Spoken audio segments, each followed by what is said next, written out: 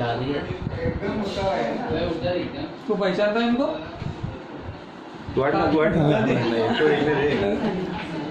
मैं देखा। दादी किधर है तुम्हारी? दादी दादी कहाँ है? ऐसा कर, तुम्हारी माँ किधर है? उसके मंडी पर जाके बैठ जा।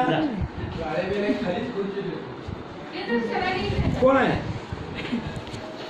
अभी तो किधर बैठा है? मम्मी पर।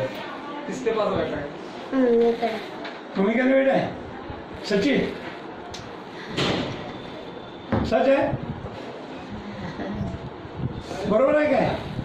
मराठी शिकायला आता ते शिकलं मराठी. आम्ही त्याला 4 महिने